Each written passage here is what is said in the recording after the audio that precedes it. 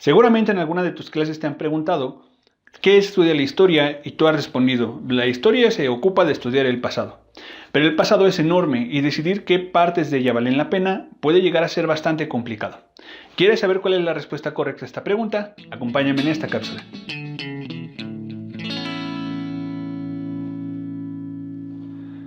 La historia como tal es una ciencia y toda ciencia tiene que tener un objeto de estudio, es decir, la parte más pequeña que pueda examinar a detalle.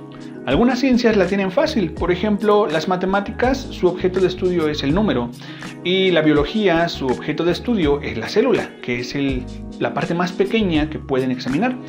Pero la historia tiene que buscar algo que pueda encapsular debido a que el pasado es sumamente extenso. Si la historia se dedicara a estudiar el pasado, básicamente estudiaría todo, desde lo que tiene importancia hasta las cosas irrelevantes como lo que tú y yo desayunamos esta mañana.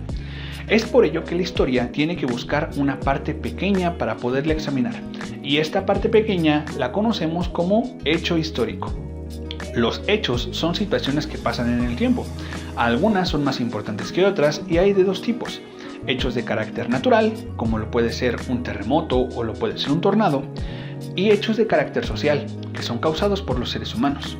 De estos últimos nos tenemos que enfocar, porque los más importantes de ellos son los que sometemos a estudio, y son a los que denominaremos hechos históricos.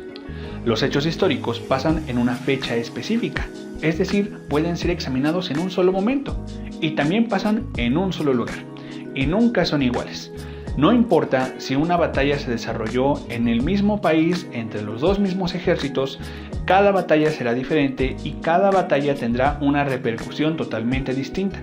Eso es lo más importante con los hechos históricos, no solamente que hayan sucedido, sino también las repercusiones que tuvieron alrededor. Entre más personas se hayan visto afectadas en ese hecho histórico, más relevante y más importante va a ser, y por lo tanto más intención de estudio va a tener.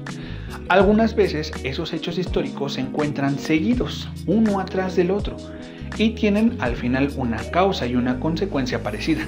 Cuando varios hechos históricos se unen, se convierten en un proceso histórico. Cuando has llegado a estudiar alguno de estos procesos históricos, te vas a dar cuenta que son varios acontecimientos o hechos históricos seguidos y que al menos están encapsulados en un lapso de años. Un ejemplo de esto puede ser, por ejemplo, la Revolución Mexicana, donde los hechos históricos pueden ser el levantamiento en armas, el inicio de la revolución, alguna batalla, el fusilamiento de Madero y Pino Suárez y el levantamiento de Venustiano Carranza. Cada uno de ellos es un hecho y en el conjunto son un proceso histórico. Entonces, la siguiente vez que te pregunten qué es lo que estudia la historia, no digas que estudia el pasado porque el pasado es muy grande. Lo que tienes que decir es, se encarga del estudio de los hechos históricos. ¿Y para qué?